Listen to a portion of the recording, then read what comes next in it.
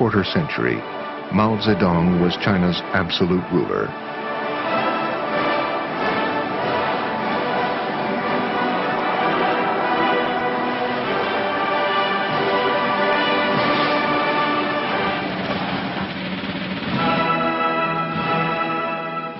When he died, few could imagine China without him.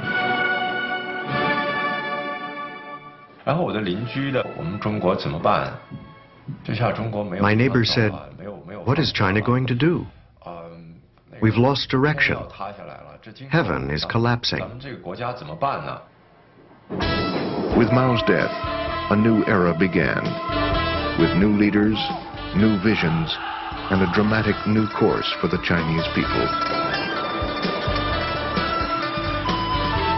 Never in the history of the world has a nation been transformed with such speed and magnitude. This was communism's new revolution.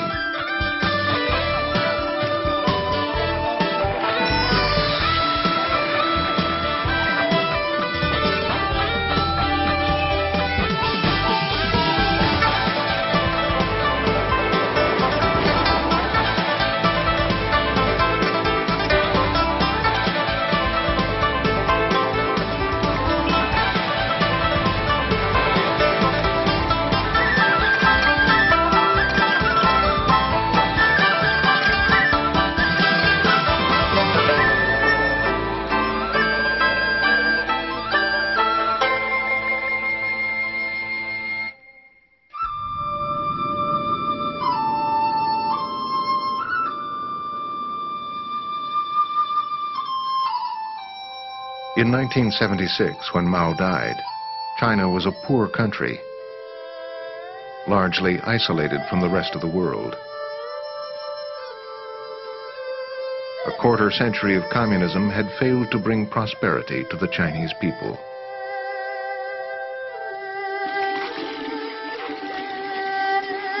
Mao's vision of the path to communism had been one of continual revolution.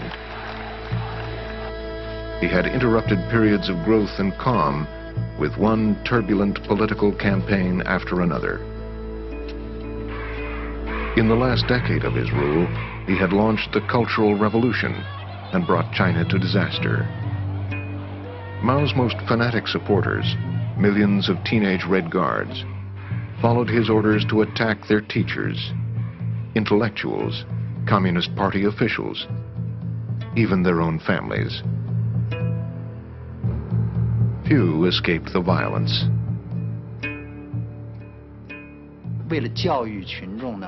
To educate the masses, people who were going to be executed were put on public display and tortured. It felt like a ritual sacrifice. You were the goat put on the altar. I was the main target, and my father and brother were brought to watch. I could hear people shouting, "Shoot him." The pain from seeing my father below was deeper than any physical pain I suffered. During this period, Mao's wife, Jiang Qing, and 3 of her colleagues, later called the Gang of Four, gained great power.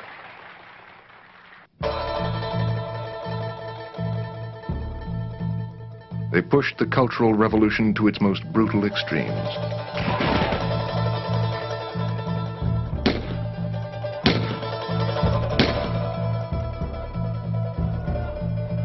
When Mao saw that China was on the brink of civil war, he turned on the Red Guards.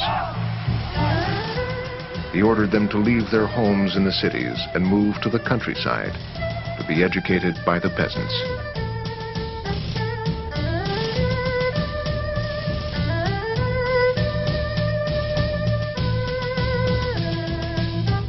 These young people became known as sent-down youth. Many people were shocked after they got to northern Anhui and saw what it was like.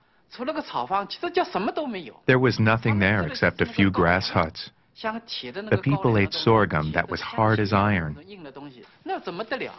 It was awful. We really didn't want to be assigned there for the rest of our lives.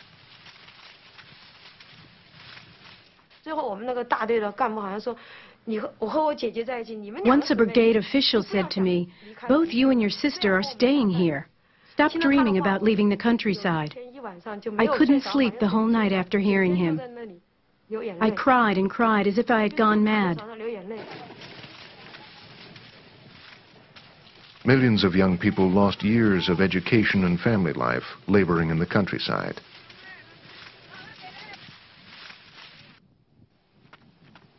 By the time of Mao's death, many were relieved.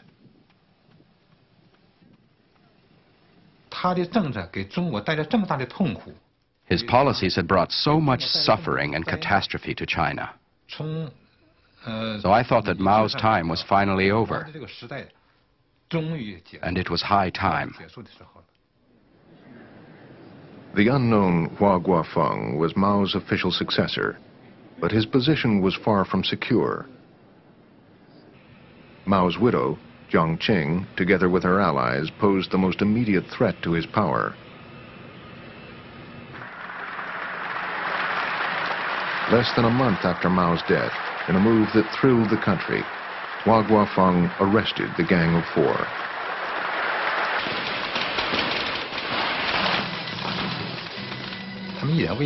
People hated them very much. It was only because they had Mao's favor and protection that they reached such high positions. After Mao's death, they lost power. There is a saying in Chinese, when the big tree falls down, all the monkeys run away.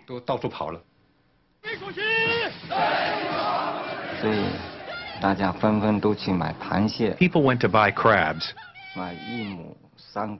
They bought one female crab, which symbolized Jiang Qing, and 3 male ones, which symbolized the rest of the Gang of Four.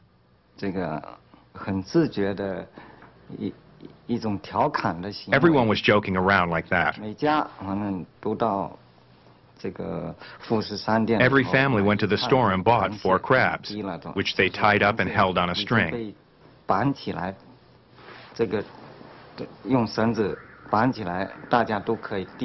They would wave the crabs at friends to say hello. And then they took the crabs home and cooked them. We Chinese called this our second liberation. Everyone was really happy about it.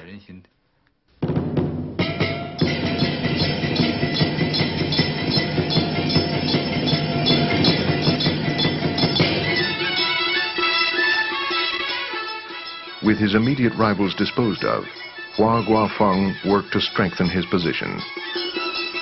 I saw Hua Guofeng several times at meetings. The impression he gave me was that he was doing his best to imitate Mao Zedong,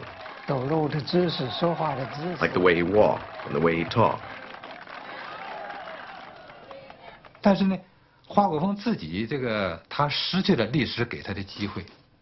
Hua had an historic opportunity, but unfortunately he didn't seize it. Soon after he arrested the Gang of Four in October, I was informed of his instructions that every word by Mao must be followed. It was the same old way of talking. I saw an editorial in the Beijing Daily, which had a line that really amazed me. We must obey Chairman